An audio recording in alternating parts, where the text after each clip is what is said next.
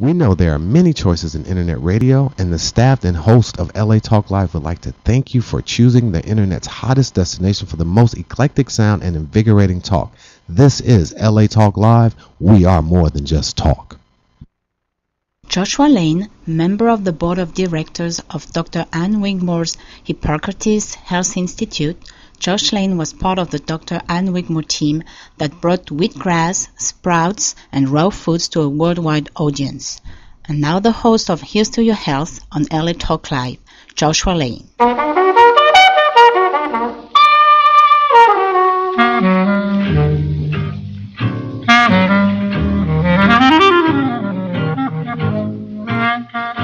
Thank you for tuning in to this edition of Here's to Your Health. I'm your host, Joshua Lane, and you're listening to us today on the LA Talk Live radio network. And our guest is the French physician Yann Roger, who is in the United States now on a book tour, and he'll be calling us shortly, I think from his, he's now in New York City doing a book signing, and he'll be calling in. And his book is called Delta Medicine, which incorporates ideas of nutrition, environmental factors, and emotional factors in a very nice way. And I think you'll be very happy with him. I thought the book was very worthwhile, and it's published by Inner Traditions Publishers, who is widely distributed in bookstores locally here in Los Angeles and all of the United States, and of course is available on Amazon. Dr. Roger, are you on the line?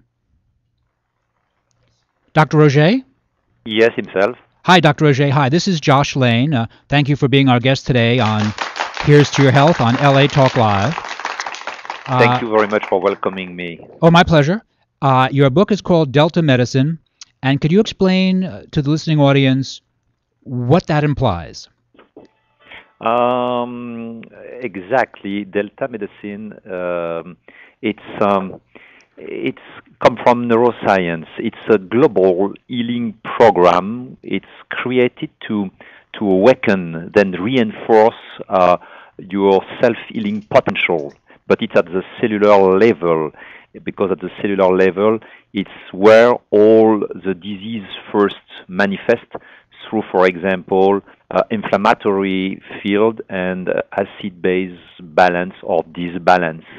So it's a step-by-step program through 5 health tools from neuroscience, scientifically proven, to answer to this disbalance.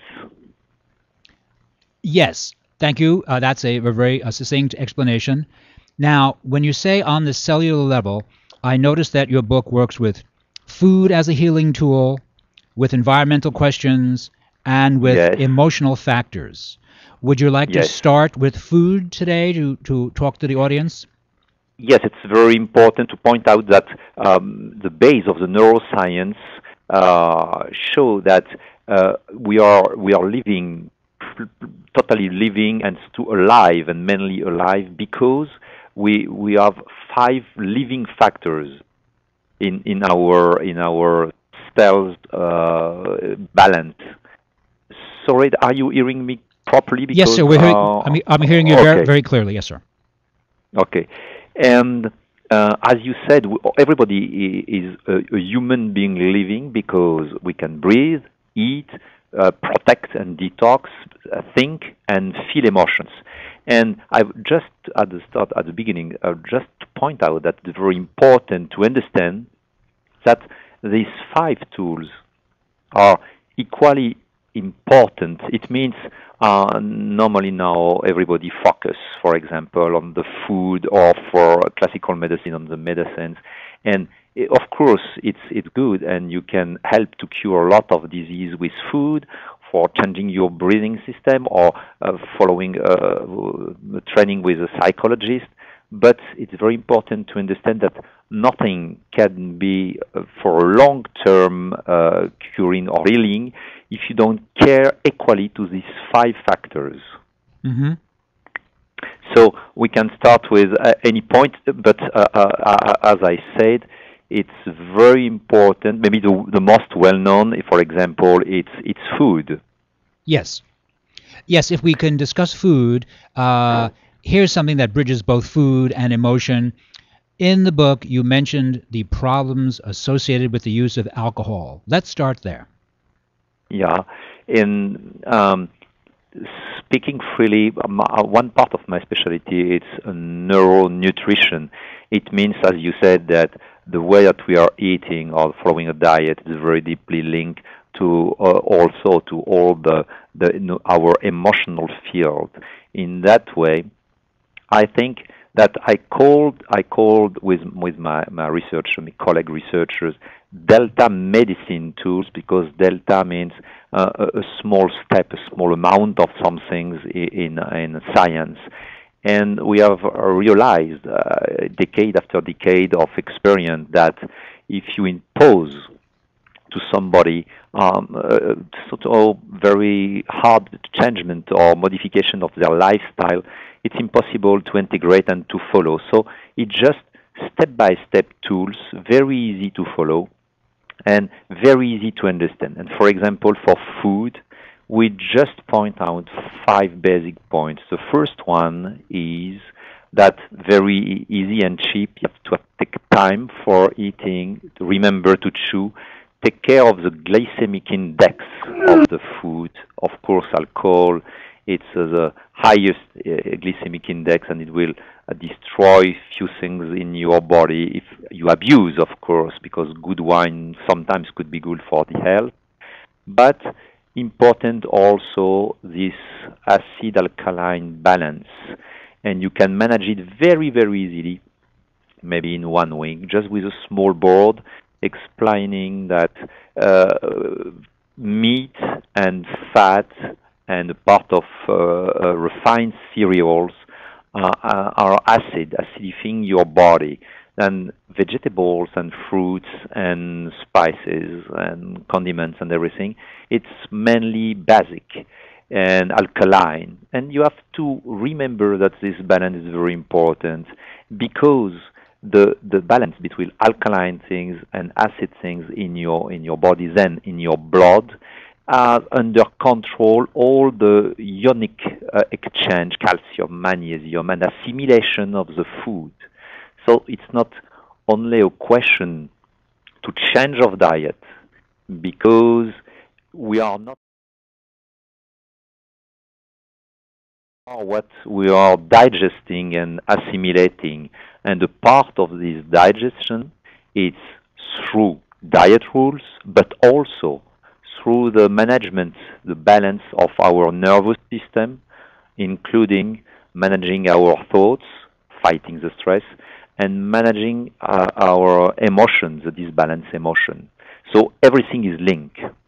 Yes, and those of you just tuning in, you're listening to Here's to Your Health on LA Talk Live. We're chatting with Dr. Jan Roget, MD, who has a new book called Delta Medicine, published last year by Inner Traditions Press. Now, let's talk about the glycemic index and how it is helpful or can be a problem. There has been much discussion of glycemic index, especially in the United States, since Mayor Bloomberg, the mayor of New York City, talked about the banning of large-sized sodas at restaurants. And I noticed that the conversation was largely positive, that it was not Mayor Bloomberg was not treated as a crank, but rather it was a legitimate discussion about problems associated with processed sugar. So having said that, what is the glycemic index? First, I agree 100% with this decision, and it's very hard in few minutes to explain all these different links. Yes. But we can target few things. I confirm that glycemic index of your global diet is very important. A glycemic index is very easy to understand. You have a very important digestive organ called pancreas. Everybody knows the pancreas. Mm-hmm. And the pancreas, it's producing a very, very specific hormones called insulin. This insulin is an answer to the sugars, mainly quick sugars, slow sugars too. But quick sugars impose to the pancreas a very strong answer. It means, for example, when you are eating raw cereals, not refined sugar or wheat flour, etc., or pastas. You have, of course, to digest this carbohydrate, but step by step, and the pancreas answer is normal and smooth. If you bring to your body a large amount of very quick sugar, like in sodas mainly, and in the past, in one glass of very classic soda, you can have something like 10 to 20 pieces of sugar in 1 liter. It's amazing. Mm-hmm. It's like if you are kicking and making like with you kick with a hammer on your pancreas, because it's too much sugar to manage properly. And step by step, day after day, you will have a small inflammatory of this precious organ, and you have two solutions. Or if you have a weak pancreas, because maybe of your genetic, it's pre-diabetic, then diabetic, because you will have a disease of the sugar called diabetes. Or if you have a strong pancreas, you will just boost step by step and day after day all the inflammatory processes in your body. And small inflammations at the cell levels, it's really the base of all the chronic disease, chronic tiredness, and degenerative disease. So you have really, it is very easy for millions of American people to understand and to care about glycemic index. You have just to go through internet and to load a board with the food inside, and you can see you have really very strong and powerful nutrients, that food that destroy your pancreas, like soda, like industrial pastries, and a lot of things mixing, or quick sugar and fat all together. And just to care about that will help you first, maybe not to be sick about disease like diabetes, but more than you will care to your global cell health, because you will decrease all the inflammatory process in your body. So glycemic index, it's very important, and the decision to care about all the sodas and everything in the restaurant for young people and even adults, it's a very, very important decision. Thank you. And so for the listeners who just heard that explanation about problems associated with processed sugar, if it is a bad idea to eat processed sugar, what is a good idea for us to eat? What are the foods that humans do best on? Oh, it's very easy to understand and to change and to make a quite a very ideal diet. It's very easy. The idea is, or you cannot avoid quick sugar, and you have to break them to transform them in slow sugars. And the shortest way to do that is just to add a protein to a sugar. It means, for example, if you are eating an apple, it's very natural, an apple, but it's also very rich in sugar. If you are eating apples every day, it's also sugar. Or if you like, for example, some pastries or something like that, and if you cannot change your diet, first have the reflex to add a protein. If you eat your apple with a yogurt, if you have a pastry with a yogurt, of course, it's a little bit more calories, but you will cut by half the glycemic index, because there is a scientific law, which says protein breaks sugar. So the first reflex is to start all your meals with a protein,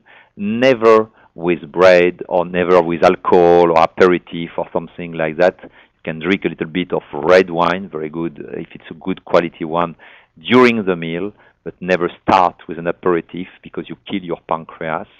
And with just this small reflex, as every time a protein, if you can, a light protein like fish, like chicken, quality chicken, or like white cheese for the breakfast, or an egg, boiled soft eggs, it's very, very good. start with a protein, and you will cut by half all the glycemic index of your meal. Those of you just tuning in, we're chatting with Dr. Yann Roget, MD, calling in. He's on book tour. He's in New York City right now. So you're saying, doctor, that eating protein helps to stabilize blood sugar? That's right, absolutely. But, of course, it's just a scientific process, and it works, obviously, because it's proven. But the best way is to have a very well-balanced diet, not to focus only on diet, because a very well-known sentence said, with a diet, you cannot heal nothing, but nothing can be healed properly without a diet. It means it's only one living factors from the 5 It means you need to care also about you to balance your emotion, to balance your thoughts, and to detox your body, because all the things are linked. And of course, the diet is one point, but really you have never to forget that you have to focus on your diet just to learn how to have a well-balanced diet. But after, quickly, you have to, excuse me the term, to forget the diet when you have the good reflex, and never forget to, after, take care of your stress, the way to manage your immune system, your nervous system, and your emotional system. Dr. Roget, so you have a 5-point program. We touched Yes. on food. Let us now talk about the idea of detoxification. Yes, and please, just to conclude very, very quickly, on food, please, every time remember, chew very well. First point, it's very good because you digest well and you put more saliva, so it's alkaline. Chew very well. Take care of the glycemic index and take care of the alkaline acid balance. You will find easily on internet very, very simple boards to know what you have to mix and associate like food. And with these 3 points, you increase your well-being and diet for 90%. Only these 3 points: chew, alkaline acid, and in glycemic index. Well, thank you. That seems very helpful for our listeners. Those of you just tuning in to Here's to Your Health on LA Talk Live, we're speaking with Dr. Yann Roget, MD, who is on a book tour of the United States and is calling in today from New York City.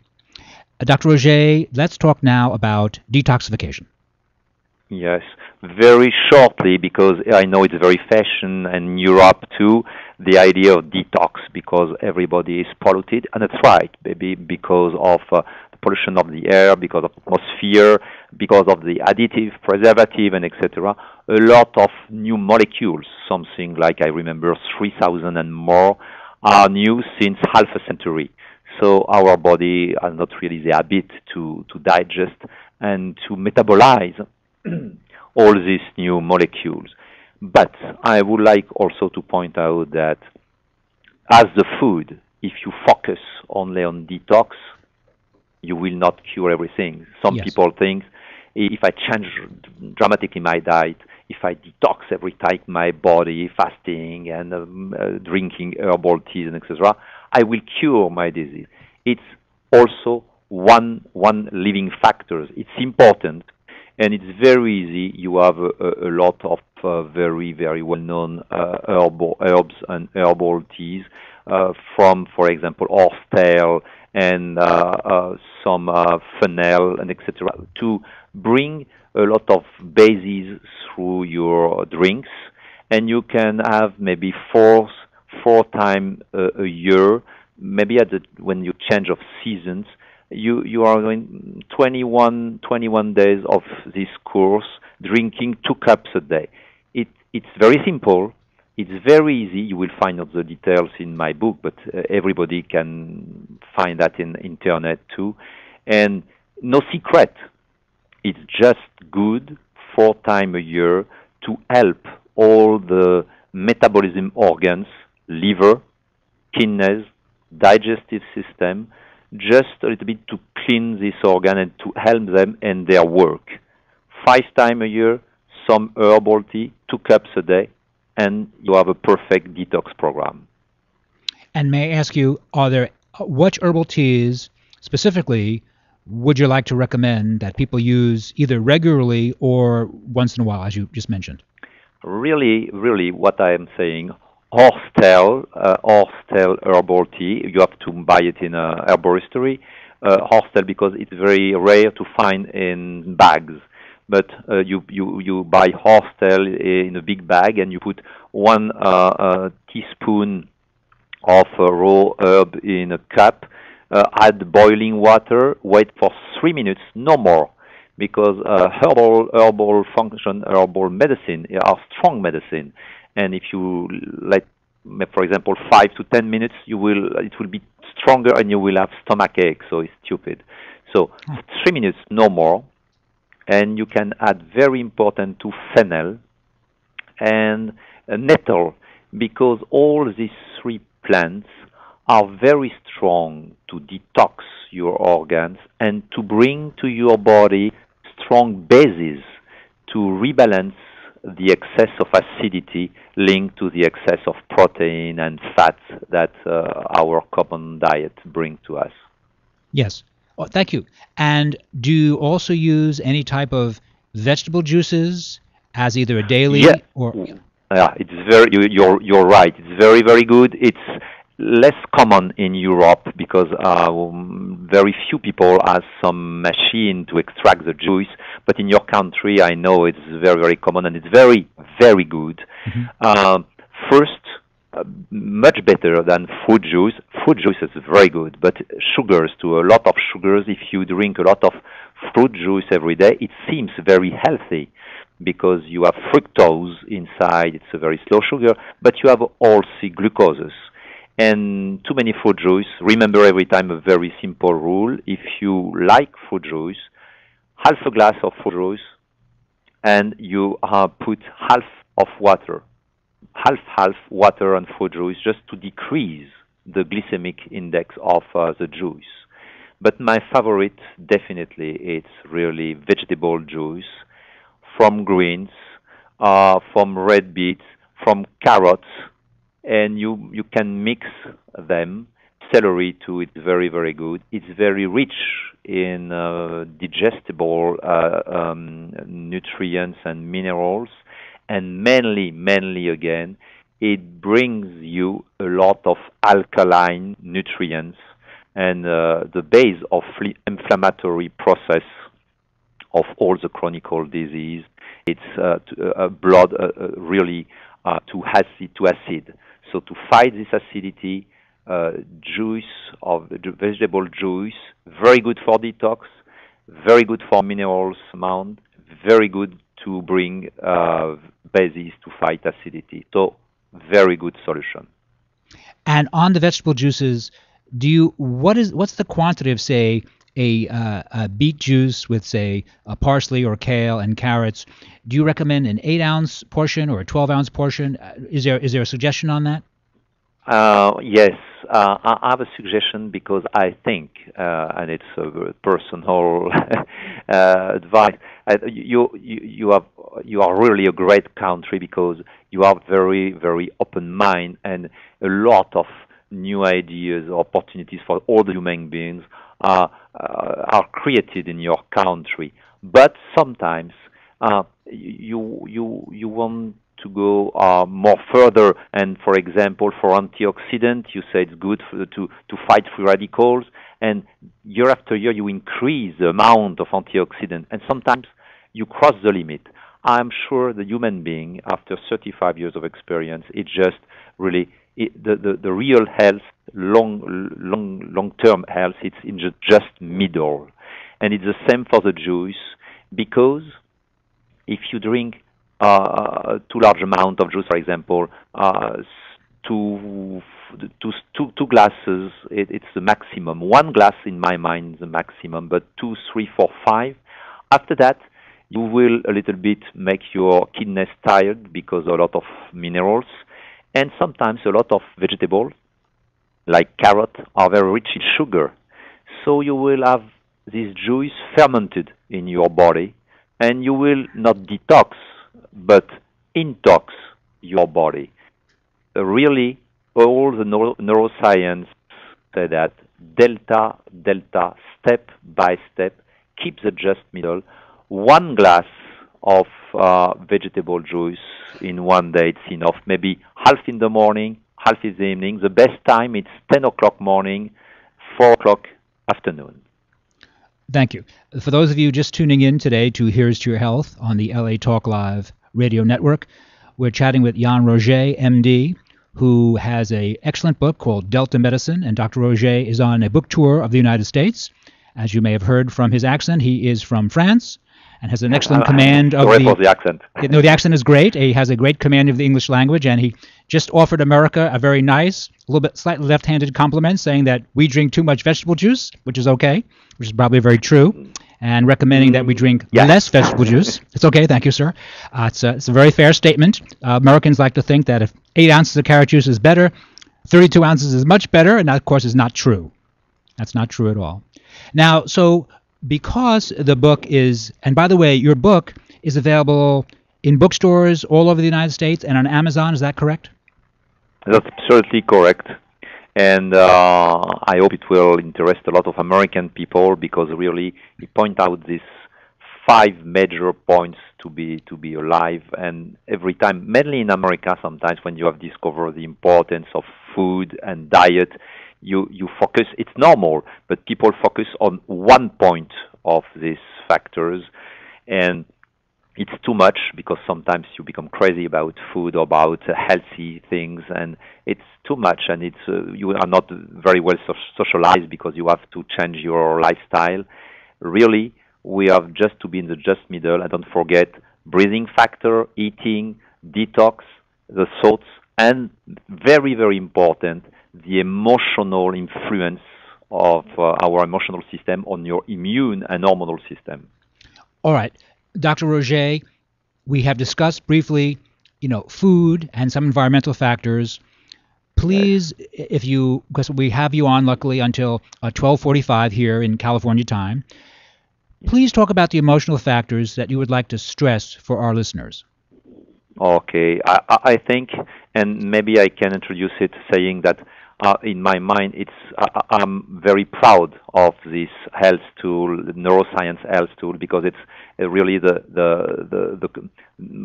core of my research.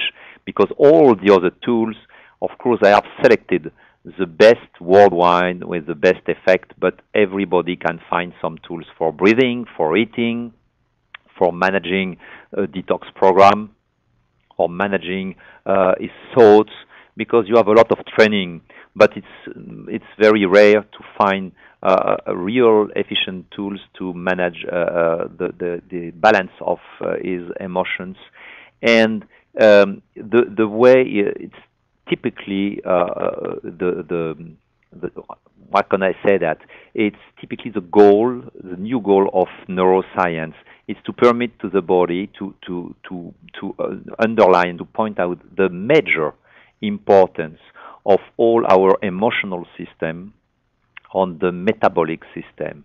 And I would like to say that if I have to, all the factors are equal and the same importance, but really everything starts in our brain, linked to our emotion, and yes, there is a small problem that you can manage all the other tools with your brain. You can decide to change your way of breathing, or the way of eating, the way of you manage your detox program, and the way of you manage your thoughts with some mental imaging training, very well known, or biorelaxation or something like that. But there is a very important point. You cannot manage with your brain your emotional system, because your emotional system, it's quite above your brain. If you fall in love, you don't decide to fall in love. You just feel that you are in love. And emotion cannot be controlled by the brain. And it's a big, big problem. But because, for example, if you have for many years a problem of hatred or resentment, or if you feel guilty, if you lose your self-confidence, you trust in yourself, if you lost your self-value, or if you have every night the same nightmare and you want to kill your enemy because you are full of hatred, you cannot wake up in the morning and say, "Oh, I'm stupid. I decide to stop to hate this person." Your brain cannot decide anything in front of your emotion. So the real goal of the new research in neuroscience was to find a path to link and to open a door to have a possible discussion and possible to chat with your emotional system. And we have found it through a very practical program using readings. It's just a work of readings, and we use some first symbolic sentences because your brain understands words, but your emotional system doesn't understand words because you cannot give orders. He understands only symbols, and that's very important. And I can translate this very strange idea very easily. For example, when you are reading prose, an adventure novel or something like that, Yes. you read and you understand with the left part of your brain. For poetry, the first time you read a poetry, you have to read the words, to identify the words. So you read with also your left part of your brain. But if you read again the second time, more and more you will use the right part of your brain, the emotional one, the intuition one. And step by step, with the same function, it's to read something. You can use one part or the other part. And we have found, working with a psychobiologist, we have found a training using a reading training. For example, you write the exact circumstances of this particular part of your life when you have been wounded or you have created this resentment or you feel guilty. You express that with words. And when you write with your left brain. After, when you read it, it's also your left brain. And the exercise is to, when you have finished to express all your hate, your hatred, your resentment, or everything who was prisoner inside of you, you have to create through this reading, it's sorry for this French thing, but a poetry, a kind of poetry with rhythm, with a new rhythm, and day after day, maybe sometimes in 2 weeks, reading this part of your life full of maybe fears, of suffers, in poetry. This is the other part of your brain which will understand what happened, and you will make a path between your brain and your heart, but the emotional heart. And after you have few things very symbolic, that to burn this letter, this paper with your readings and the poetry on side, and to put the ashes in hearse. It seems absolutely non-scientific, but it's 100% scientific and proven. When you do that, you will permit to this old energy to arrive to your conscience. And I point out that you will not solve your problem.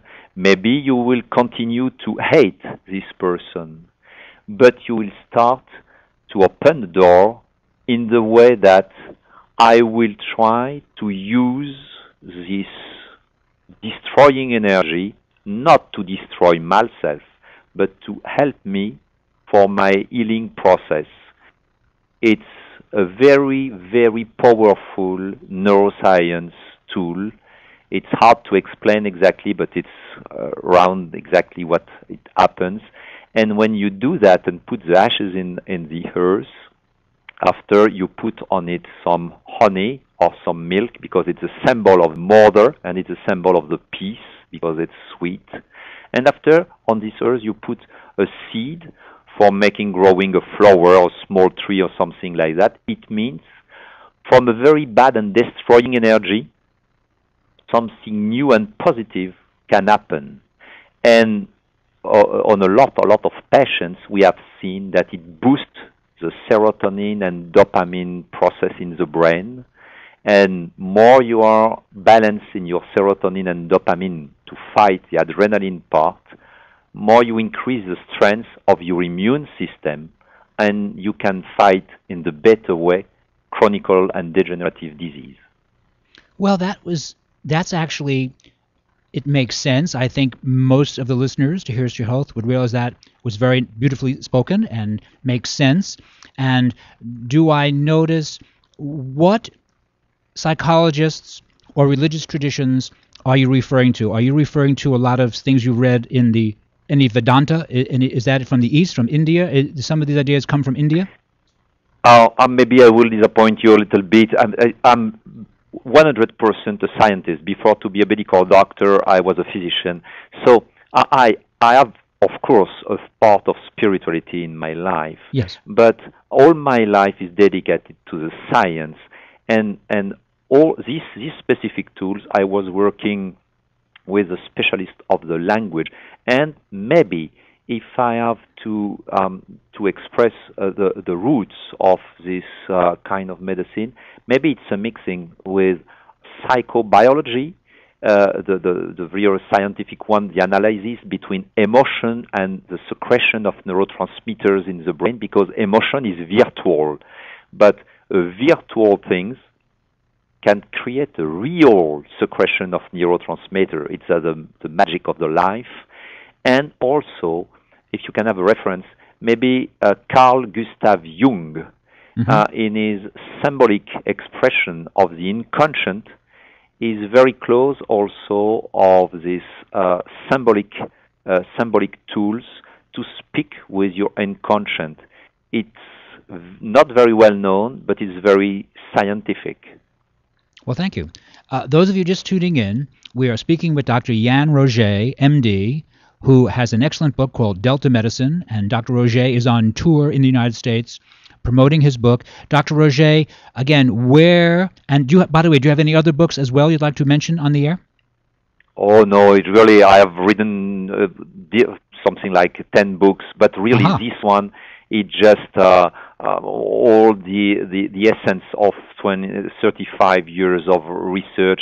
It's really what I can offer. It's the best of my knowledge, and now I will try, if God wants to, in the next 20 years, to offer this knowledge first to the medical doctors in Europe and in my country, and maybe to a lot of people. They have to realize that they have a powerful action on their body themselves without any medicine. We need medicine.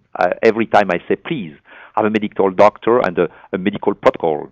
Yes. But you can really help me amazingly, and you can cut the side effects of the medicine when you realize that you have living on the earth because of 5 major factors, and you have not to target only 1 or 2 or 3. It's 5 or nothing, and if you have the 5 in your mind, and if you can step by step act on these factors, you can really have a long-term healing process, and you can have very, very amazing surprise. If it not depends of your disease. All the chronic disease, you can have a positive effect at any level you have the disease. You have to keep confidence in the strength of your body and help your body through these health tools. We have been chatting with Dr. Yann Roget, MD, excellent book called Delta Medicine. Dr. Roget, thank you for being a guest today on Here's to Your Health on LA Talk Live, and good luck on your book tour. Good luck. You've been listening to Dr. Yann Roget on Here's to Your Health. I'm your host, Josh Lane. You're listening to us today on the LA Talk Live radio network. We're going to take a short break, and we'll be right back after these important messages.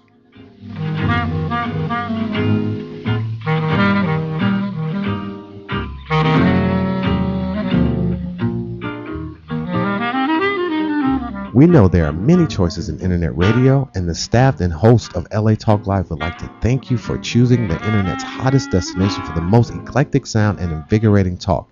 This is LA Talk Live. We are more than just talk.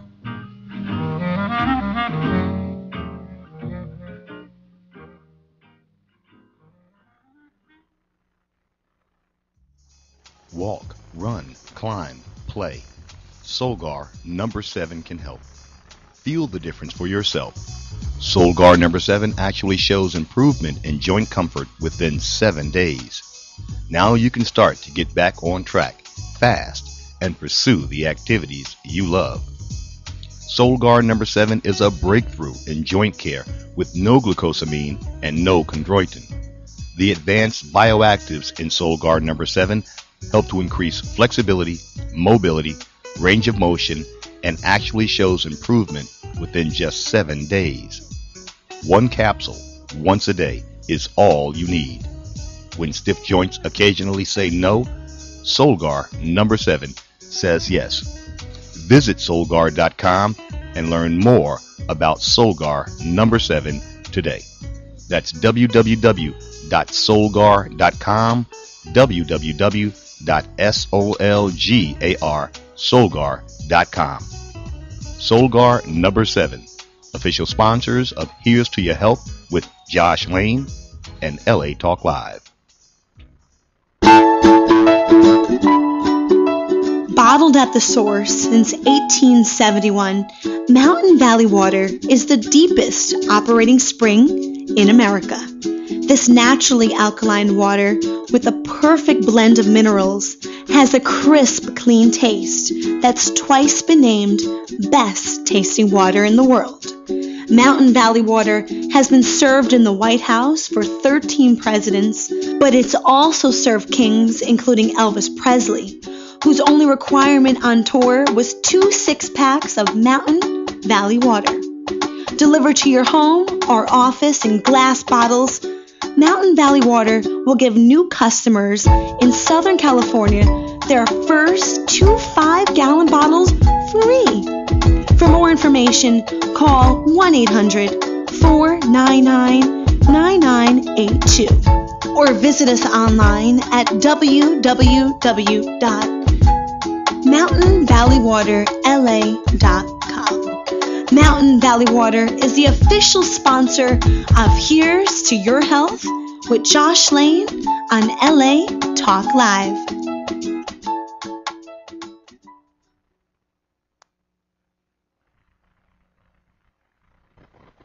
Hey, are you spending your time or are you wasting your time? Well, kill some time hanging out with Michael Collier, Brooks Jackson, and the whole crew at the Michael Collier Morning Show. I Get Up Late. That's every Tuesday, 3 until 5 p.m. Pacific Standard Time. If you don't know what that is, you better get on the internet and look it up. And while you're there, go to latalklive.com and check me out.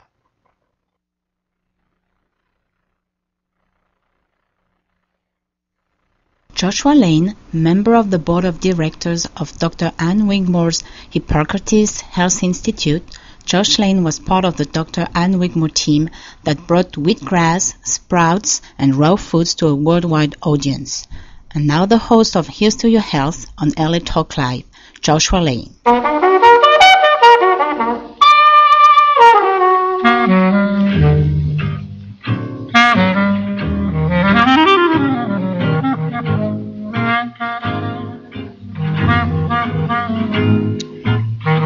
We're back. Thank you for tuning in to this edition of Here's to Your Health. I'm your host, Joshua Lane, and you're listening to us today on the LA Talk Live radio network. My guest today is an expert. He's an investigative journalist, has written for the Washington Post, and has written some excellent articles, or is very much interested in the idea of Proposition 37, which is discussing of GMOs. Mike Snow, I'm sorry, better introduction. Mike Snow is here. And again, Mike, you've written for the Washington Post and the Philadelphia Inquirer. I'm a freelance writer. I've written Yes. for extensively for different magazines and newspapers in the U.S. and also abroad. And so do you focus on environmental issues? I generally do not. I was an international reporter for a number of years, and in the last year or so, I've become intensely interested in this subject because of the great ramifications I feel that it has for society. Okay, so then my first question for the listeners who might be unaware of this discussion, what is a GMO? GMO is a genetically modified product. It's injected with it is not a natural product that is grown in traditional organic methods or traditional farming methods. And GMOs came on the scene relatively recently. In this country, they were introduced in the 1990s. They had no vetting, no scientific research. They just appeared on the scene. They've been boosted by a number of companies that have marginalized scientists that have tried to investigate them, that feel that they are posing a danger to society. And I think they need more vetting and more exploration before we accept them as they are. So you're saying that genetically modified organisms are sold legally in the United States, and that we Americans are now currently eating foods grown with genetically modified organisms. My understanding is about 80% of the food supply is genetically modified. Certainly soybeans, I think the number on soybeans might be closer to 90%. So you're saying that much of the American food supply, and also corn, I believe, is genetically modified. So you're saying that genetically modified organisms are now being used by most Americans most of the time without their knowledge. Well, there's certain principal crops that are especially GMO, and that is corn, soybean, canola, cottonseed, beet sugar. Corn and soybean are as much as 90%, 94%, from what I understand, of the foods of all corn products, all soy products. So now, on a personal level, you think that GMOs are problematic. Is that correct?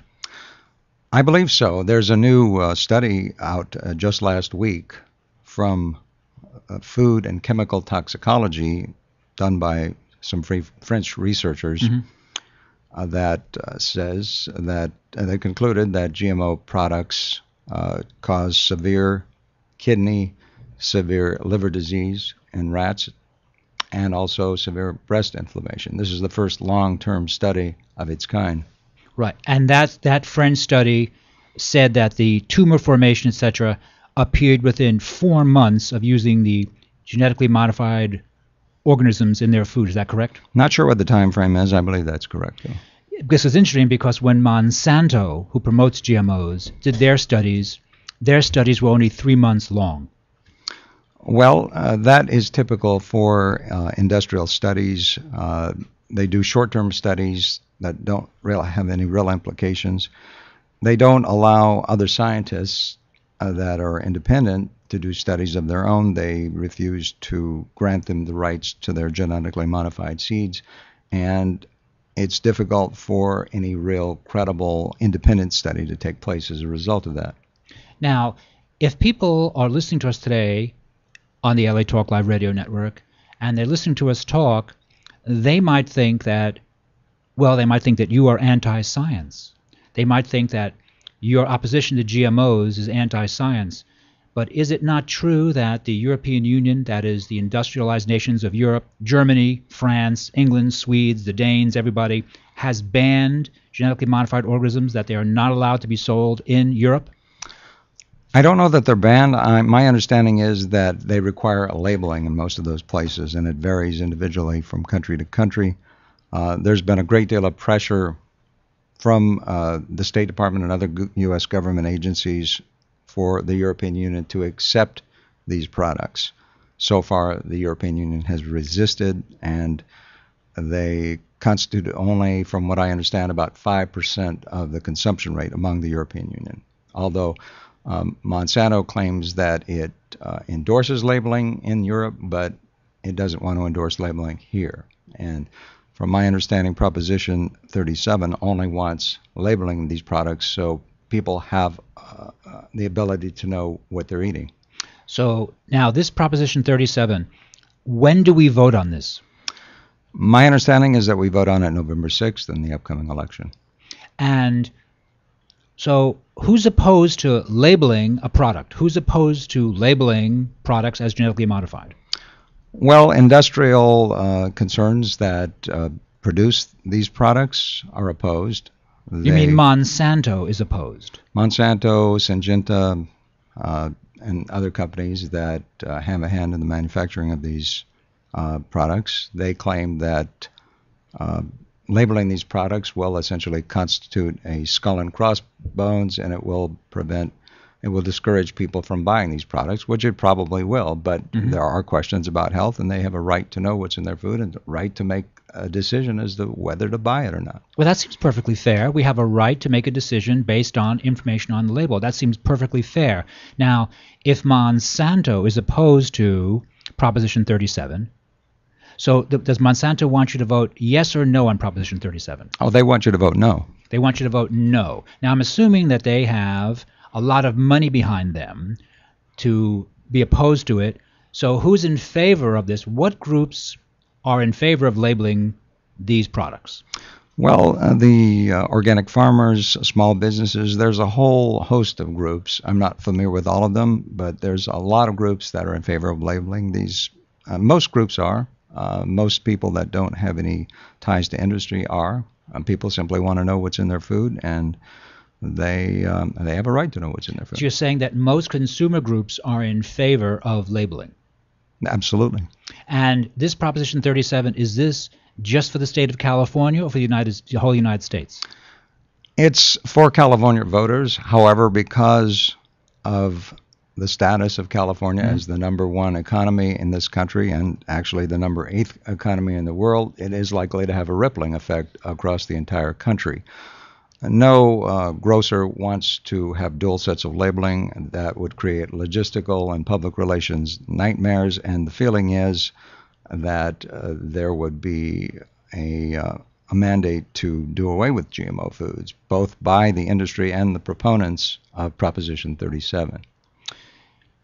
And with all the money Monsanto is spending, I believe I read reports that thought that the consumer groups have a very good chance of getting this legislation passed. Is that the feeling? That is the feeling. The early polls showed that as many as 90% of the voters supported this issue, although there is a question about the long-term prospects for carrying the day just because of the money that's been spent and that is going to be spent. I believe, from what I've heard, that the proponents are greatly outnumbered. They're being vastly outspent by Monsanto and some of the other companies that are supporting this initiative. And as we've seen in Oregon, it's easy to confuse voters with lots of mixed messages, and proponents of 37 expect that to happen here as well, especially at the last minute. To say that food is going to go up in price as a result of that, possibly dramatically. I've heard a figure of $400. So they're just making stuff up. Is that it? My personal belief is that Right. That's a little bit inflated. That is not going to happen Right. because we've labeled stuff for years. I mean, there's labeling that includes the vitamin content, the ingredients, and Sure. it's not costly to put a label on something. Now, when did this movement to label genetically modified organisms begin? Who was behind this? Was it the Environmental Defense Fund? Was it the Sierra Club? Which group was behind this? Well, I'm not sure of the specifics or the history of how this happened. I think it's relatively recently. There was a grandmother named Pam Larry that started this, and it's You mean someone our age, in other words, a grandmother, someone our age. possibly. Yeah. It's gone viral ever since, and there's a lot of keen interest in this. So it's catching on. And So you're saying that one activist, one woman started this because she felt it was an important idea, and people decided, yes, we agree with this, it's an important idea. it's caught on. Now, this is not a Democrat-Republican issue, right? This is not a Democrat fighting Republican fighting thing. This is not that at all. It's not a political issue Right. at all. Although to some extent, obviously, our health turns out to be political, but it's not a Democrat-Republican issue. It's just, if I can say this once again, Monsanto deciding to protect their stockholders. Is that really all it is? Well, from what I can understand, there's no real advantage to using GMOs. The myth is that these create greater crop yields around the world. The strategy is to promote this idea based on the belief that these GMO crops feed the world. But indeed they do not. They have not increased production. They have not increased production. And also I believe that they have not diminished the use of pesticides as it was originally claimed for them 15 to 20 years ago, that it would result in less pesticide use. That turns out not to be so. Absolutely. When a genetically modified crop, it has inserted into it the DNA. Well, pesticides are inserted into the DNA of the plants. Over time, this initially works. It possibly produces early-term greater crop yields, but over time, resistance develops. And what you have evolving from this is super pests and super weeds, which in turn require more and more pesticides. Right. And as time goes on, you're consuming quite a lot of those pesticides because you eat that plant. You eat these crops are also fed to animals that people eat, and we don't know what the long-term ramifications of all that ingestion of all these chemicals is going to be. Yes, and the French study you cited at the beginning of the interview, that was published just within the past week or so. Is that not correct? I believe it came out on September 19th. And that study. Can I hear that study once again? What did that study say, this French study? Well, it's the first long-term study of its kind. It concluded that intake of GMOs cause, over a long period, severe kidney problems with rats, severe liver problems with rats, severe breast inflammation with rats. And there's the possibility of carryover to the population, to the human population. And that study, which is only obviously one study, but that was a long-term study, and the studies that Monsanto submitted to get these products approved were only short-term studies. Am I correct in thinking that? And they're short-term studies, and they don't really have any real weight over as far as human consumption is concerned. What is the federal agency that is responsible for overseeing the safety of these GMO products? Well, that would be the federal, the FDA, the Food and Drug Administration. And so the Food and Drug has been silent on the issue, is that it? They've been silent on the issue and possibly complicit. The FDA is...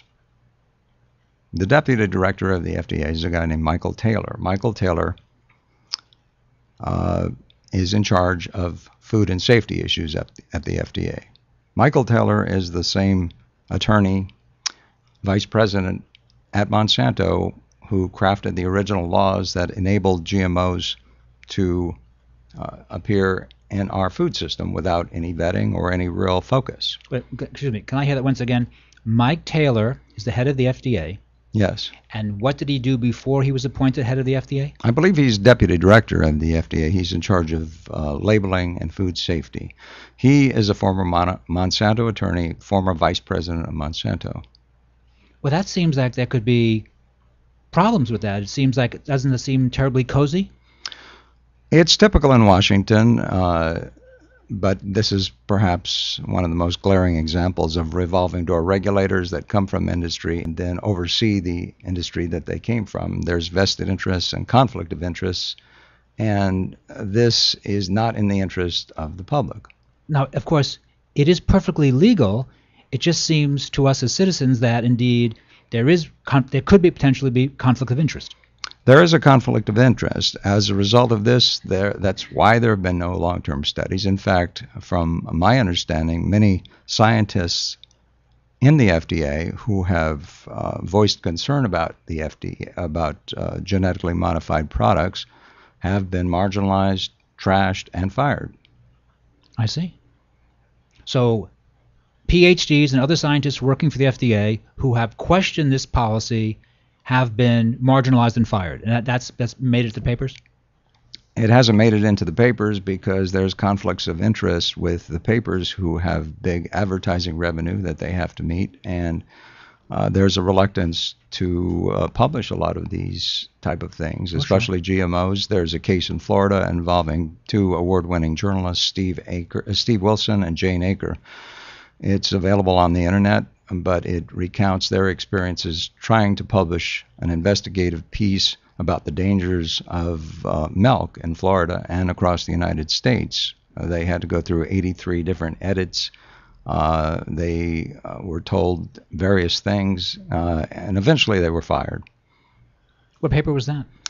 That was in an investigative news show that was going to be aired by Fox Television in Florida, in the Florida market. Oh, yes.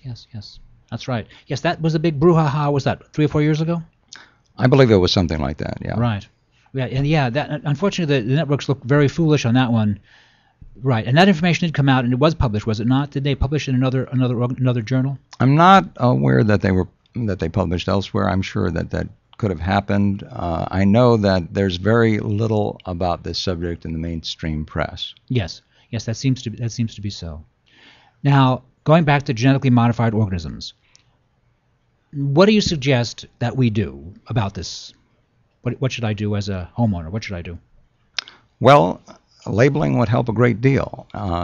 Avoid all purchases of corn, soybean, unless it specifically says organic on it, because chances are you're going to be eating a GMO product if you buy corn or soy.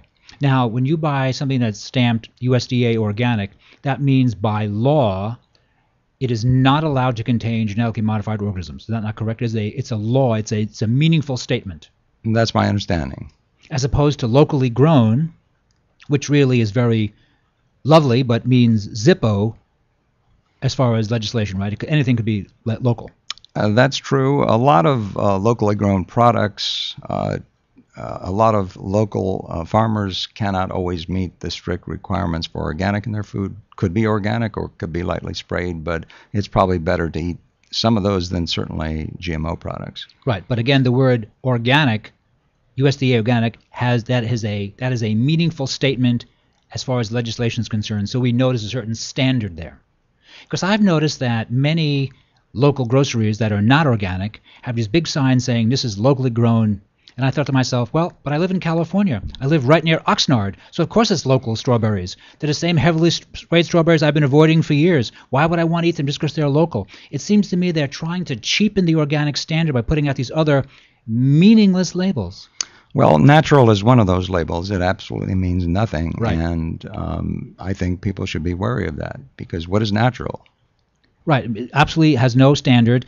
And I think even the natural label is really an attempt to modify or dismiss the organic standard, which as a young man I remember it took a long time to get that into place. And I remember 35 years ago people thought it was hilarious. They just laughed. And now people think, okay, fine, we get it. It's just if you live long enough and the years are good, I guess they're picked up by the mainstream. And certainly wellness has been something that you and I, since we're young men, have seen become mainstream now. If not exactly 100% mainstream, then very close to that. Most people recognize, oh, no, the environment, the food we eat, these things are important factors. And in the 70s and 60s, people really were dismissive. Well, a lot more people are aware of their health these days, and they're taking steps to maximize good health. And it's a shame that we can't get a simple labeling law in place, so that's facilitated. And the government doesn't seem too eager to let that happen, unfortunately. Mike, is there a phone number or a website where listeners of LA Talk Live can go to learn more information, or frankly, maybe to volunteer their time? Well, they can contact the organizers of Proposition 37. They can volunteer for that. I think it's important to get the word out, because unless this is spread by word of mouth, because there's a lack of funds for the supporters of 37, there's a good chance that the GMO products will continue as they are, without any kind of labeling and without people being able to tell what they are. Can you give me a phone number? And or a website? Well, I don't have one handy, but... So again, it's Proposition 37, and people want to vote yes on 37, that people need to give us... It needs to be labeled on the product that this is genetically modified or not. Is that it? That's a good idea. It's a vote yes. It's a vote yes. And if you and I worked for Monsanto, we would urge voting no. Is that it? Absolutely. Yeah. And is it wrong for me to keep mentioning Monsanto? Are they not the major player here behind the idea of defeating our right to know? Monsanto is the principal player. I just attended a conference in Washington, which was presented by three representatives of the ag industry who did not mention that they were connected to Monsanto, but they were. And they, in response to questions about this new study, they are dismissive of it. They are dismissive of scientists that have been fired. They were dismissive of Dr. Arpad Pusztai, the leading scientist in Great Britain that spearheaded he was chosen to spearhead the implementation of GMO products into the United Kingdom. And he was given a fairly substantial grant in order to do so.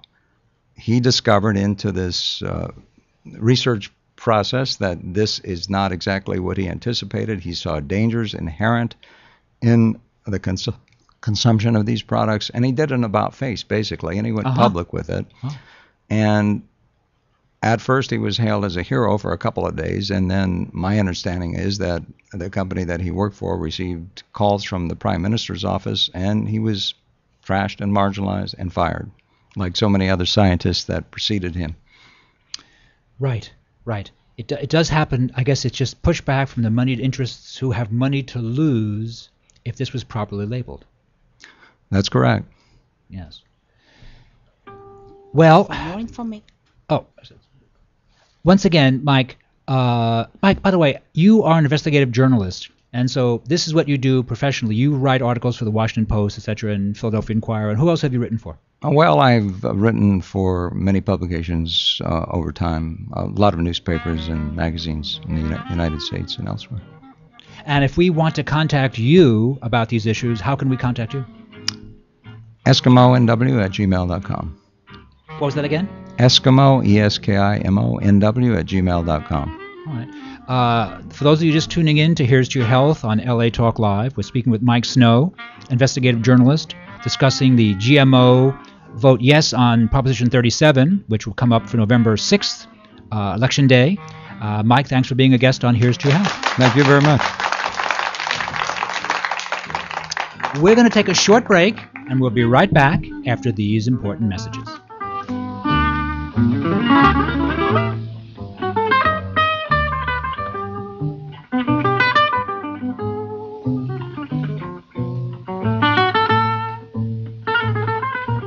We know there are many choices in internet radio, and the staff and host of LA Talk Live would like to thank you for choosing the internet's hottest destination for the most eclectic sound and invigorating talk.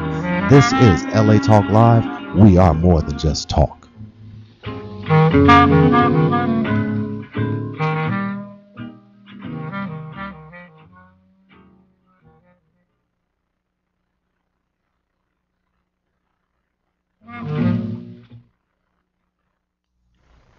Hi, this is Susie Pruden.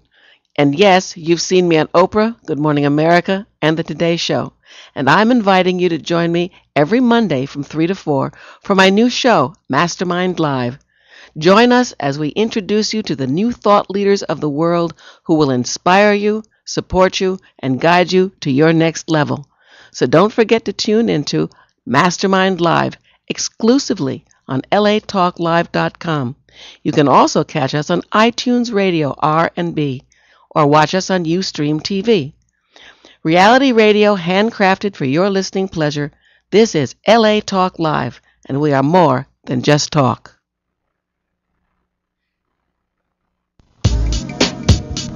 Hello world, how you living? This is D. Brex, your host of the all-new rap project here on LA Talk Live. That's latalklive.com. Or you can find me on iTunes Radio in the R&B section. That's the Rap Project, every Wednesday at 7 p.m. Pacific Standard Time. That's Wednesdays at 7 p.m. West Coast time, so don't be late. On the Rap Project, I will be playing the very best of rap and hip-hop that goes beyond the ordinary.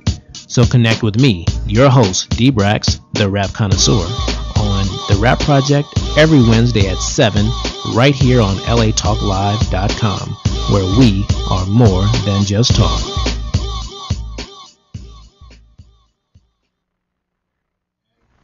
Hi, this is Dr. Levi, your fitness doctor, making a personal house call, inviting you to join me Wednesday at 10 a.m. Pacific for my all-new show, The Dr. Levi Show.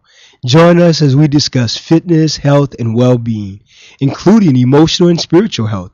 So don't forget to tune in to The Dr. Levi Show every Wednesday at 10 a.m. Pacific, exclusively on latalklive.com and the Talk Live Broadcast Network. You can also catch us on iTunes, Radio R&B, or watch us on Ustream.tv, or catch us on the Live 365 network, and now on Radio Flag and Stitcher Radio. Reality radio handcrafted for your listening pleasure. This is LA Talk Live, and we are more than just talk. Hello, this is Raphael Cohen-Bakri, and you are listening to Here's to Your Health on LA Talk Live.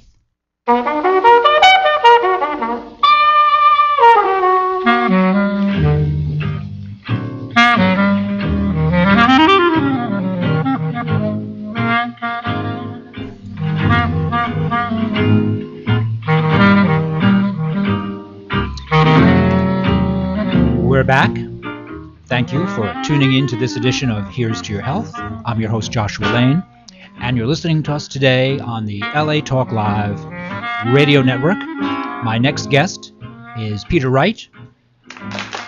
Peter Wright, visiting us today from Santa Barbara.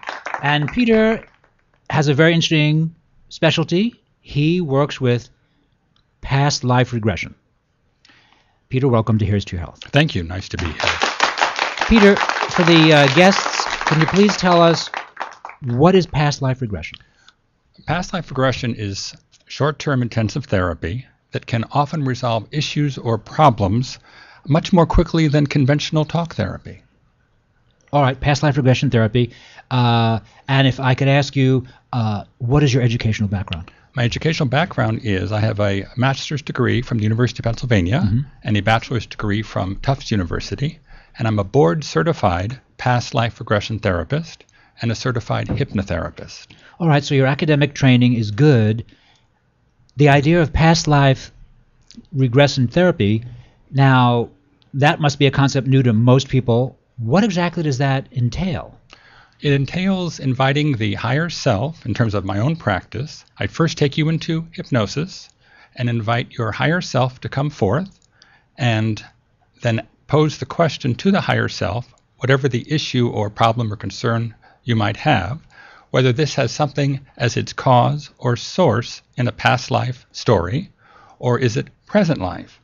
And if it turns out to be past life, I invite the higher self to take us back to the cause or source of this issue or problem, and invite the client to get out of the way and let's go and find out what happened, what created it or caused it. All right, so my question is, what exactly does that mean, past life? It means that our souls, in order to evolve, have been on Earth numerous times, hundreds of lives perhaps. And so through the choices that we make in our particular lifetime can have a major impact on an upcoming lifetime.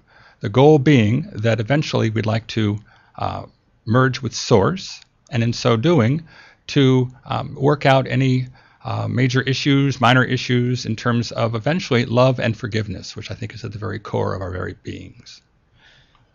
Now, this is a new subject to me, and so now, would not a lot of Judeo-Christian theologians be unhappy with you?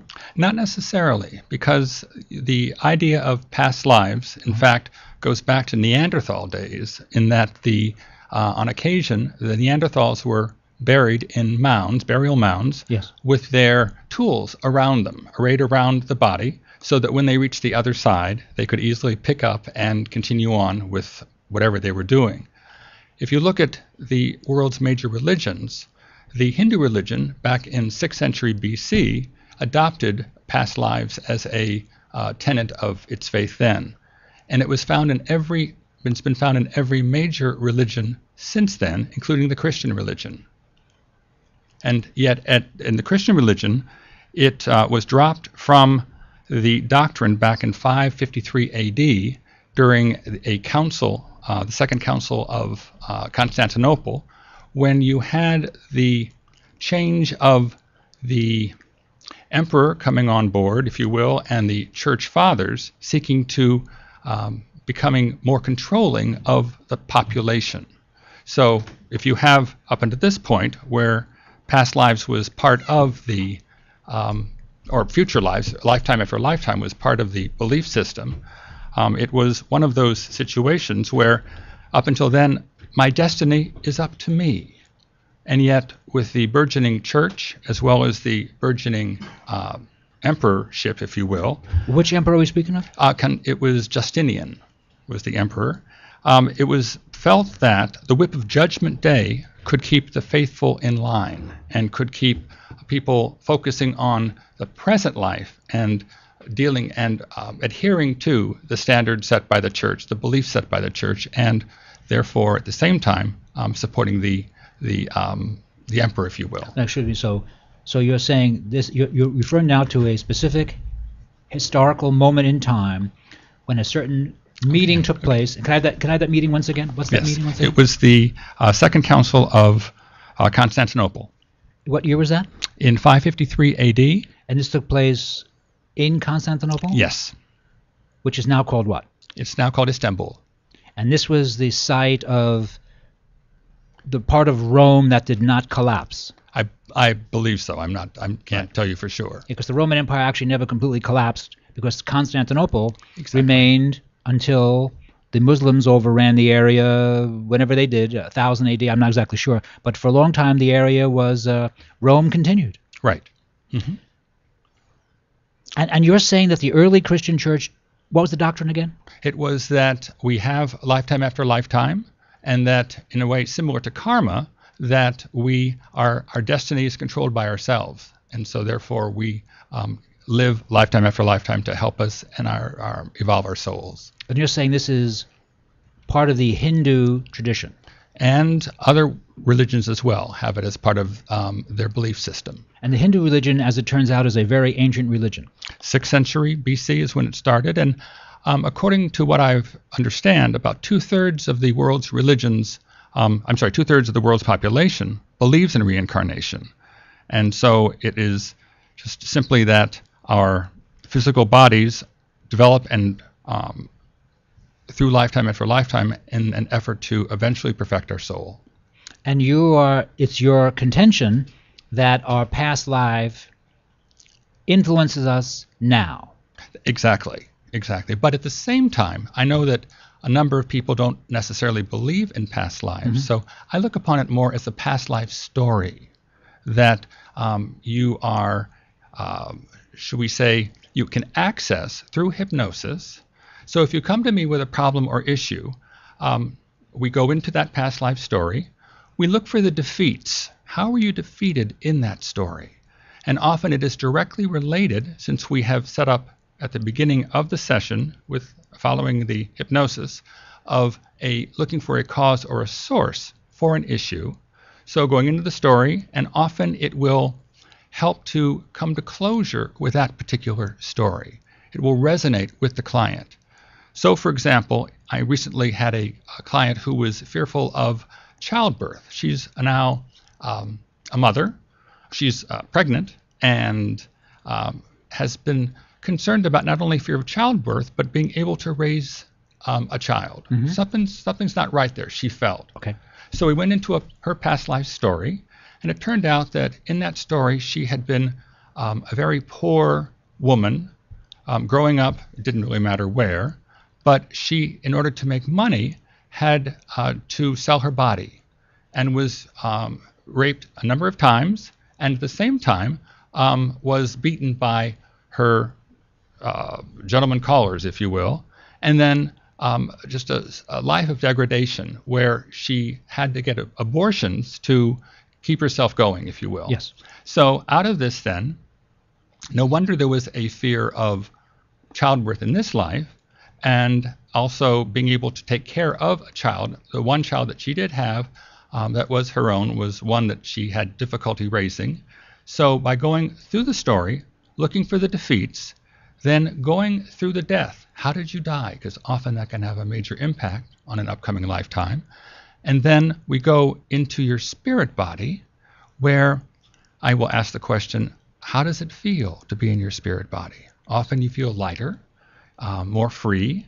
And then we go with the technique that I use into what the Tibetans call the bardo, the in-between place between lifetimes. And it's in this place where we can come to closure with those who defeated you in that story. So in her case, she was able to see the men who had taken advantage of her, had raped her, or had caused her to get abortions there, and being able to speak her truth to them in the bardo, and to express really how angry she was at the life that she had led, and then to hear their responses, because they're actually, in her imagination there, in the room with us, led to a sense of being heard and having them apologize for what they did. And as a result of that, she came out of the session feeling much more empowered and much more able and willing now to look forward to the birth of her child, and knowing that she could then raise that child. So if I may add then, yes, afterwards, clients will say to me, Peter, did that really happen to me? Was I really a woman who sold her body in whatever time in the past? And so I respond, well, maybe you were. Brian Weiss, who wrote Many Lives, Many Masters, which is considered to be a classic in this field, believes that 80% of what comes through actually happened to the client, with 10% perhaps being distortion or disguise and 10% being metaphor. Or I tell the client, maybe you attracted to you someone else's story from the collective unconscious. All those stories are out there, and you glommed on and told that person's story because it mirrors where you're stuck. And telling that person's story helped you to become unstuck. Or maybe you made up the whole thing. But how do you feel now about the issue? And what typically happens is that at the end of the session, or I do follow-up phone calls 5 or 6 days later to make sure that all is well, and it is, but what's changed for you, there comes a sense of, oh my gosh, the issue is now resolved. I don't have to worry about it anymore. The fear is gone. The whatever it may be no longer is of importance. Well, that's very interesting. And you do this through what's the technique? It's a technique of hypnosis? Yes, I do. I use hypnosis and invite the client to get out of the way. And so you use hypnosis, and the client sits in the room, and then the client is relaxed. and then it just this information just simply comes out of the client. Exactly. And all hypnosis is self-hypnosis, so the client is aware of everything that's going on around them at the time. They hear the traffic outside, the kids playing across the street, whatever it may be. But what's also happening is that they're focusing on within, the story that's coming forth from within. And that's the key to the healing. It's the soul's unfinished business. It's allowing to just follow the story as if it's important, even if you think you're making it up. Gotcha. By way of sheer coincidence, Brian Weiss, the MD, who is from South Florida, was a student of the gifted psychic Iris Salzman. Iris Salzman of North Miami Beach, Florida. And Iris Salzman taught Brian Weiss his information, and Brian Weiss did give her a mention in his book, but Iris Salzman from North Miami, Florida, who's now a woman, must be, mid-80s, she was, because actually I was in class with Brian Weiss in the, what year was it? My God.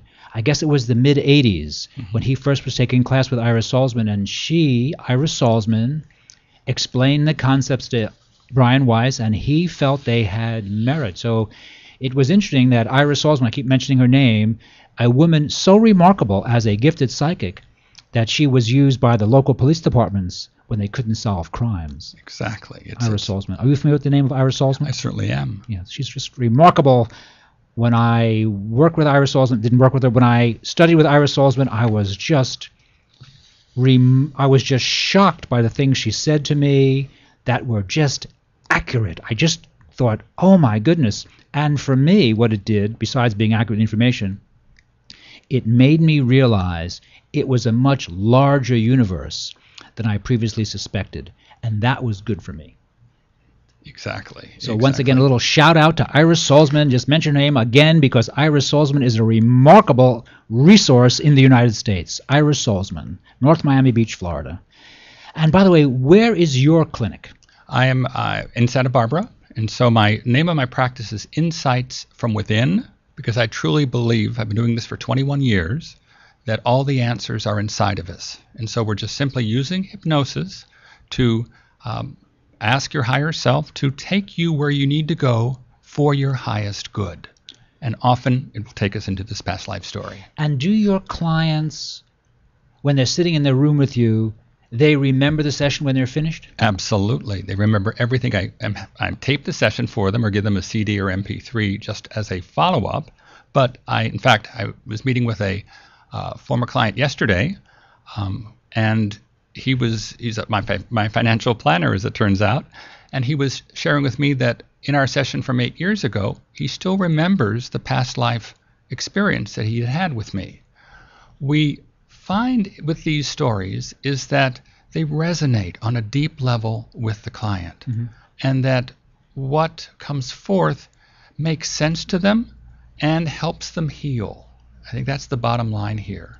And again, you mentioned, so now a person, they don't actually know this past life, I'll use the word adventure or past life episode, right, until you, with your technique, and then they just tell you this, they just tell you the story, it just pops out of them, the story. It just pops out of them. In fact, we move from point to point in the story. So I will count from 1 to 5 and ask the client to, at the count of 5, focus on their body as it was then and plant your feet firmly into that body and look down now and clearly sense or feel or see your feet. And as an aside, I should say that with past lives, about 60% of my clients are visual. So we go into a past life story and they see it all. Different costumes, different surroundings, different people. Great. But about 40% of my clients, and I'm in this group, are more kinesthetic or audio. So whenever I go into one of my past life stories, I don't see anything. I sense it. I feel it. I hear it. I think I'm making it up. But I'm making up this story, not that one over there. In fact, the soul speaks through the imagination. Let it speak through you, however it chooses to do so, whether it's visual or auditory or kinesthetic, and just get out of the way and allow the story to unfold, even if you think you're making it up. Because you're really not. It's coming from somewhere within you, and it often has the tools to your healing from sharing that story and experiencing the story. If I can ask you a personal question, how did you end up with this interest and use it now as a profession? You had another profession, you're now retired, and now you have this profession. And may I ask you, was there a personal earlier history of you that you were involved with this type of work in another life? Yes, I was. I believe that I had a lifetime in Tibet, as it turns out, as a Tibetan monk a long, long time ago. And in this life, as an aside, when I was a child, my older brother had a comic book collection. And one day he brought home a Superman comic book. And in the back of the comic book, there were ads at the time for different products and services. And there was an ad for how to hypnotize your friends for $4.95. And I was, 12 years old or whatever. And I went up to my father and said, Dad, I really want to buy this book, but I don't have any money. And so he looked at me and said, I'll help you, son. So that sort of launched me in my career and allowed me to eventually begin to do it full-time after getting board certified as a past life regression therapist and certified as a hypnotherapist. And so now, your father was just alert to you as a young child, and he recognized this is good for my son? Because I'm sure you asked him for other things. He said, no, we're not going to get the Coca-Cola today. Exactly. But he said, yes, we'll get you this book. Right. And may I ask, this might be too personal, but did your father figure in any of your other past lives? I've never explored that. I've explored a number of my different past lives, but he hasn't come up so far. And so you went to a school for this. How did you develop the technique? I took a variety of training classes around the country from certified schools, and over the years, over 20 years or so, have developed numerous tools and techniques that I use to help clients go into the past life story. And you focus on one past life story or many past life stories, or? Typically, it's one story that comes up during the session, and we simply go into the story and find out what happened, as I mentioned, and then into the bardo, following the death of that past life character, and seek to come to closure with that particular issue. If I can ask you a question, that you've worked on this as a therapist. I'm sure many issues are terribly burdensome for us that we suffer with as humans. Also, things happen to us. But I was wondering, what about children whose parents put them up for adoption? Have you ever come across that as a therapist? I have come across, in other work that I've done that's related to hypnosis and life between life experience of taking clients into the spirit world. And what comes through for them is that the child of the soul of the child actually chooses the parents before they're born into physical body. And that includes choosing the mother who will birth the child and the parents who will eventually adopt the child, because there are no accidents per se in this regard. And so therefore it's all through conscious choice, but from the spirit world's perspective. So you're saying that if a child is born and the parents give that child up, yes, and another family hopefully adopts that child, yes, that the family that adopts the child has more of a connection than the birth parents? Not more of a connection, but a connection. A connection, that's right. I'm sorry, not a connection. And so do you feel that a young, let's say a person who's been given up by his parents for adoption, and another group hopefully adopted this young child. Now, obviously, that must be very painful to have your parents give you up for adoption. And I really, now that I'm an older man, a lot of things happen to people, and I know people have told me various things about their lives, and I thought, oh, that's pretty bad, and other things are pretty bad, and a lot of things are pretty bad. A lot of people have a very, very difficult lifetime. But to me, it always seemed that if your parents gave you up for adoption, that's kind of the worst thing that can happen to you.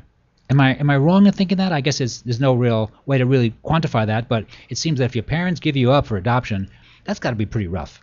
And I agree, it can be pretty rough, but I think my experience with past lives has given me a greater appreciation for the multi-life. If you have, let's say, lived dozens of lifetimes and look at the big picture of it, and so with that in mind, there are lessons to be learned by being adopted, and there are ways that help you grow as a soul. I think that's what's critical here. Children who are adopted must often take on additional responsibilities. They need to gird themselves more with just their own development and so on. And that can help them become better people, if you will, in the overall scheme of things. I find at the same time, and this has been especially true in working with clients who've lost children from that must be terrible too. From an abortion or a pregnancy that does not come to term, when you invite into the session while the client is in hypnosis, yes, the spirit of the child who they never was brought to term, what we learn in conversing with the spirit is that it chose that to happen to them. I know this sounds very controversial, but they chose it to help their own soul's growth, and at the same time to help the parents learn as well, because often it results in compassion. Often, it's very difficult. I'm not trying to say this is not a difficult situation, but seen in the overall broader scope of things, it can have an impact that is, in the long run, helpful to one's soul's growth. And what can happen, and I've seen this and with clients that I've had, is that while the soul may not have reached term within the mom the first time, it stays around and comes in the next time as the child who actually is born. So it's more complicated than it looks, especially if you focus only on this particular lifetime and the issues that the client is dealing with. So as a therapist, do you feel that sometimes your work allows the client to have more understanding and more compassion? That seems like a good thing, doesn't it? Absolutely. And a greater appreciation for life and what life can bring. It truly is forgiveness of not only the person who you're having the issue or problem with, but also of yourself. And knowing that by doing so and the compassion that can bring can help you move on. I find with so many of my clients that they're still holding on to the past in ways that do not serve them now and that are perhaps causing additional issues or concern or physical problems or mental problems or emotional problems that are due to holding on to past grudges or past fears or past anger that festers within us. And so through the... Can you give me an example? Well, I think if without mentioning any names, but can you give me an example? Yes, I can. You mean, like, let's say if you were in high school or junior high school and someone beats you up. Now, that might sound like a very small thing. And even 10 years later or 50 years later, you think, that guy beat me up. And you're still pretty mad about that. So is that too silly an example? No, not at all. I use a similar technique with clients who are dealing with present life issues. So we ask the higher self under hypnosis to take us back to the cause or source. And so let's say that the client sees himself being back in that high school and facing Bill, who beat him up. Right. And so we invite Bill to join us there in the sort of the in-between life, if you will, even if Bill is still alive and well, living somewhere else in the country or nearby. But a part of him joins us. And I ask the client to imagine Bill there. What do you want to say to Bill about what happened at that point in high school? Well, I'm really upset. Tell him. So the client speaks his truth. And does Bill hear you? Yeah, he does. How does he respond? Oh, he's sorry for what he did. Really? What else does he say? Often we get to a point of forgiveness there, where Bill apologizes, and then I invite the client to look into his own eyes, the client's own eyes, and forgive himself. And by doing that, often the issue is resolved for the client. The anger dissipates. Yeah, it was in your imagination, but was it really? What matters is if you can move forward and not have that in the back of your mind anymore. If you have a sense of closure or having spoken your truth and, my God, he apologized, even if it's in the privacy of a hypnosis session, then that allows you to let it go. Well, that seems like it would be very good work. For those of you just tuning in today to Here's to Your Health on LA Talk Live, we're chatting with Peter Wright, who does past life regression at his center in Santa Barbara, California. Do you want to give us the directions, more information? Well, in fact, what I'd like to do is give you the website. Sure, go ahead. It's www.insightsfromwithin.com. INSIGHTS fromwithin.com. And you want to give out your address there in Santa Barbara? Yes, it's 2335 Sonora Drive in Santa Barbara, 93105. And you can give out a phone number if you like to. I can too, exactly. 805-682-6901. Peter, so my question is, where did you study? Can I ask that? You want to mention what teachers you work with? Yes, or I work with Roger Wilger, who wrote one of the most definitive books in past life regression, with Coletta Long, another leader in the field, and with Michael Newton, who has done a great deal of work with Life Between Lives. So I've had a rather broad, plus numerous other classes and courses and certification programs. And Life Between Lives, again, is a Tibetan term called Bardo. Is that what you're referring to? Bardo is where we go in the after death, and that's where we help to resolve the issues that have come forth in the lifetime we've just explored, in the past life story we've just explored. So that is a Tibetan Buddhist thinking. I believe so. It's Right. a Tibetan word. So you mentioned Hindu thinking and Buddhist thinking, Right. But do Judeo-Christian thinking or philosophy, does that, so are those religious leaders unhappy with you? Once again, I asked that question. No, not at all. No, They're not. It's part of the culture, especially within the Buddhist and the Hindu faith. It's not, this is not unusual.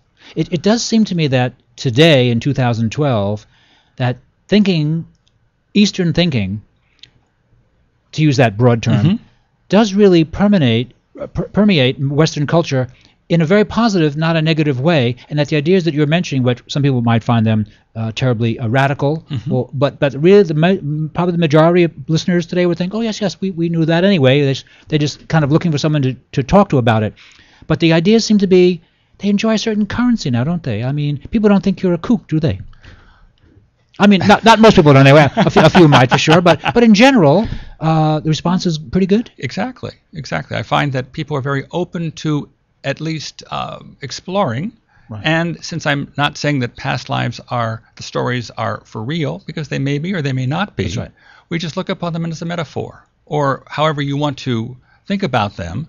Just allow the story to unfold as if it's important, and it's coming from within you. So pay attention, and let's see what you can learn from that story. Now, you did mention that as a young boy you were interested in something and your father encouraged you, Yes. which seems like a very nice thing when your dad or mom encourage you in something important, as it turns out.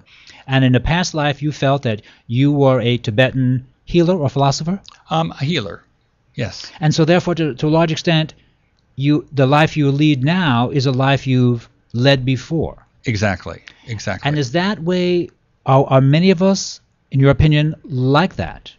I think increasing numbers of people are becoming more aware of the need to be more forgiving of themselves and others. I'm hoping that is the case. Hard to implement, but yes. Yes.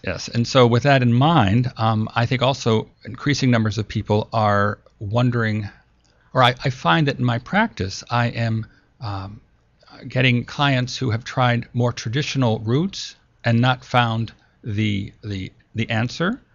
With talk therapy, maybe the cause or source was not in this life. Maybe it was in a past life story. So let's ask your wisdom self, that part of you that knows everything there is to know about you, including everything that happened in this life and everything that happened in a past life, asking that part of you under hypnosis to take us back to the cause or source and invite you to get out of the way. Let's go there and find out what happened. And has it been your experience that many clients in only one session can have, I'll use the word breakthrough, that they can actually learn and feel better? Absolutely. I typically see clients for 1 or 2 sessions, so we can accomplish a great deal in that 2-hour period of time. And do some of the people who come for past life regression, were they already familiar with their past life story in another form? They'd been to another healer, and the same story popped up. I mean, is there a certain consistency that your clients have told you that said, oh, yes, others have mentioned that I was a Tibetan healer in the past? Mm-hmm. Do you get that? Rarely. Some of them have been to psychics, but I find that many of us have had hundreds of past lives. And so we're turning it over to the higher self to say, okay, let's go to the most important one right now for this particular issue. And so we're being led to that one that often is totally new to the client. I see. All right. For those who are just tuning in to Here's to Your Health on LA Talk Live, we are speaking with Peter Wright, who is a therapist, Insights from Within Hypnotherapy. He's in Santa Barbara, California. His phone number is 805-682-6901. And what's your web address? It is www.insightsfromwithin.com.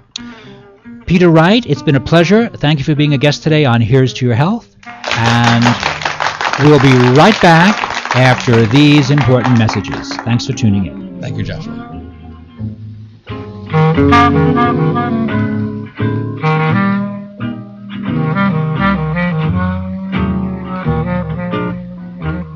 We know there are many choices in internet radio, and the staff and host of LA Talk Live would like to thank you for choosing the internet's hottest destination for the most eclectic sound and invigorating talk. This is LA Talk Live. We are more than just talk.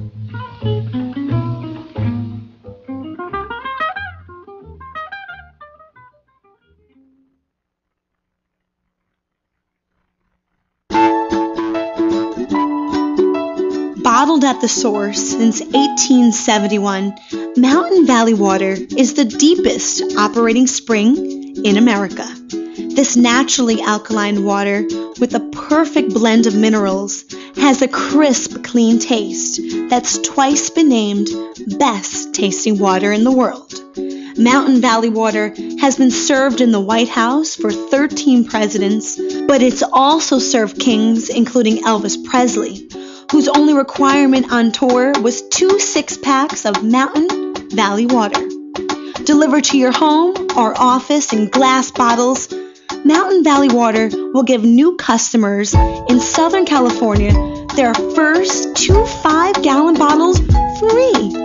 For more information, call 1-800-499-9982 or visit us online at www.mountainvalleywaterla.com. Mountain Valley Water is the official sponsor of Here's to Your Health with Josh Lane on LA Talk Live.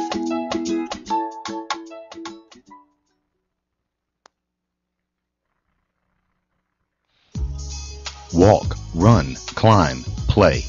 Solgar number 7 can help. Feel the difference for yourself. Solgar number 7 actually shows improvement in joint comfort within 7 days. Now you can start to get back on track fast and pursue the activities you love.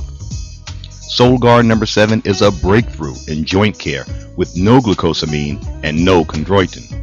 The advanced bioactives in Solgar number 7 help to increase flexibility, mobility, range of motion, and actually shows improvement within just 7 days. 1 capsule once a day is all you need. When stiff joints occasionally say no, Solgar number 7 says yes. Visit Solgar.com and learn more about Solgar number 7 today. That's www.solgar.com, www.solgar.com. Solgar number 7, official sponsors of Here's to Your Health with Josh Lane and LA Talk Live. Hello, this is Raphael Cohen-Bakri, and you are listening to Here's to Your Health on LA Talk Live.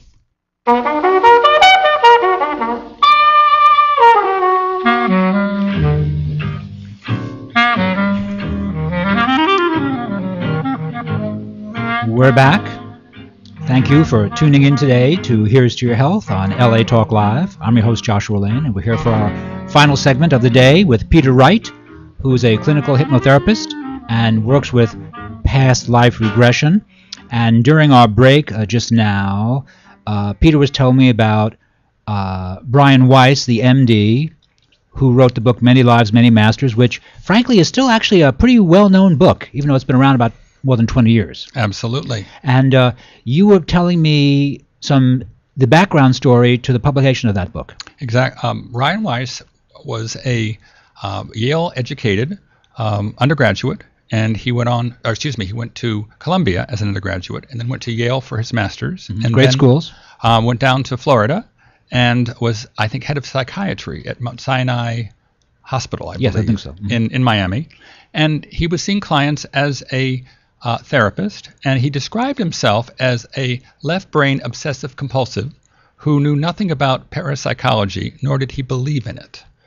And so one of his clients, who is featured and is the focus of his first book, his name is Catherine.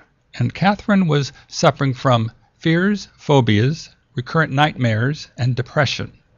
And so over 18 months, he worked with Catherine, and not much changed in her condition. So he asked her if he might use hypnosis with her permission, and she said, sure. And as part of the induction, he inadvertently said, "Go back to the time from which your symptoms arise." And she saw herself in a past life story thousands of years ago. And she was I believe, a villager in the Middle East. And this really surprised Brian Weiss. And so he began to use hypnosis with her and explore past lives further, her past lives. And so over the course of about 3.5 months, she recounted 12 different lifetimes that directly related to the issues, the problems that she was facing, including, as I mentioned, panic attacks, fears, phobias, depression, and the like, so that by the time the therapy ended, 3.5 months later, she was completely cured. It amazed Dr. Weiss, and as a result, he based his book, Many Lives, Many Masters, on his experience with Catherine. I see. I'm sorry, I did not really know that. Now, Brian Weiss continues to lecture and write books. Absolutely. And you see him in media periodically, and his opinion remains that indeed this has been a helpful technique. Absolutely. Yes, he certainly is one of the major proponents of it, and I ask clients or encourage clients to pick up a copy of Many Lives, Many Masters or one of his other books as a background to experiencing what past life regression can do for them. Yes. And may I ask, do you work with clients? Is there anything that even you as a therapist thought that's very interesting, the connection? You, without mentioning anyone's name, but is there any particular past life story that had surprising implications for life today? Absolutely. I had a client several years ago who was an airline pilot, and he was very interested as a side passion in opera singing. Mm-hmm. But he felt that there was something wrong with his voice. The breathing wasn't right, or something, it just didn't feel right when he sang. So we took him into a past life, into hypnosis, and he saw himself, or felt or heard himself, a little bit of all three, on a German submarine during World War II. Uh-huh. And he was just a seaman on the submarine. And as the story unfolded, we realized that an Allied ship had torpedoed the submarine and had sunk it so that it never came up to the surface. So, of course, everybody aboard died. And as part of the technique, we not only go through the lifetime, but then I invite the client to share with me what is your dying thought, because often a dying thought can have a major impact on an upcoming lifetime. Right. For example, if you die of starvation and your dying thought is there's never enough food, maybe that's an issue in your present life that's causing overweight. So anyway, then we went into the bardo, that in-between place between lifetimes, and the client, as the seaman, invited anyone with whom he was unfinished to come in to the session. So his father showed up first, and in the story we discovered that his father had sent him off to war, his German father, and that he really didn't want to go to war. And so we helped through a dialogue with his father to determine that, in fact, his father, he forgave his father for sending him off to war, and his father said he was sorry that his son had died in the conflict. And then I invited him to look into the eyes of his father, his past life father, and he discovered that it was his wife today in his present lifetime. Uh-huh. Interesting. We're often reborn with the same souls, but playing different roles to help us in our soul's development. But further then, we invited the captain of the submarine that had plummeted to the bottom of the ocean to come in, and my client expressed his anger, his frustration, his, how dare you do that? Yes. And the captain apologized. He was doing the best that he could do, but he was outmaneuvered by the troops, by the Allied. And again, we got to forgiveness, critical. So then we came out of the session, and he felt much better about what had happened. He could feel a change in his throat from that experience. And so in my follow-up conversation with him about a week later, he informed me that he'd gone on to the internet and had researched U-boat captains during World War II. Oh, my goodness, yes. And had found the actual ship, because he remembered the name of the ship and the name of the captain. And wait, excuse me. During a past life regression, you remember the name of the ship or the name of the captain? Okay, well, that's pretty cool. Exactly. Wow. And he said to me that he felt a real shift from the session in terms of his ability to sing. He joked saying, I don't yet sound like Pavarotti, but I really feel like now I've resolved the issue that my throat was feeling before the session, and my singing is much, much more easier and much clearer and so on. So I thought, great, excellent. Again, so you were doing this session with a relatively young man. Yes. He was in his 30s. And so it was just, for me, helped to show that, in fact, maybe this is proof of an actual experience that came through, that whether it was his story or someone else's story that he told to help him heal. Yes. But it gave further credence to past lives as far as I was concerned. And so past lives, when people have past lives, they can be, what's the correct term when a person enters a new life? What's the next term for that? Oh, just simply your next life. Just a new incarnation? A new incarnation, yes. And so the incarnation is not a fixed amount of time between incarnations. No, it can depend upon your own soul's journey, if you will. We find in the work that I do in the spirit world, there's a Life Between Lives. Michael Newton has done a whole approach to this that I follow, that we, in the spirit world, meet with our guides, and they help us determine when we will next be born in physical form. And so we make that decision with their input. Well, Peter Wright, this has been very interesting. Well, thank you. This is very interesting. And once again, how can people contact you? Yes, I am in Santa Barbara. I have a website that is www.insightsfromwithin, INSIGHTS, fromwithin.com.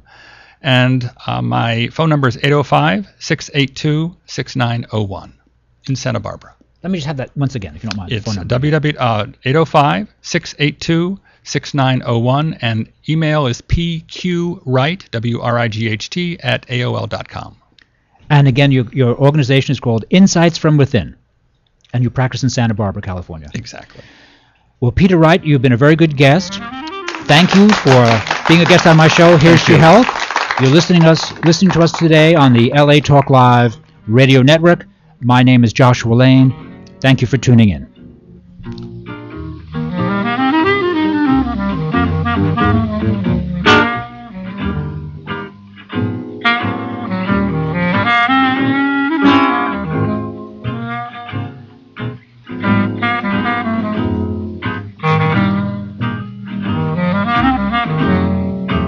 Thank you for tuning in to LA Talk Live, reality radio handcrafted for your listening pleasure. This is LA Talk Live, and we're more than just talk. Stay tuned.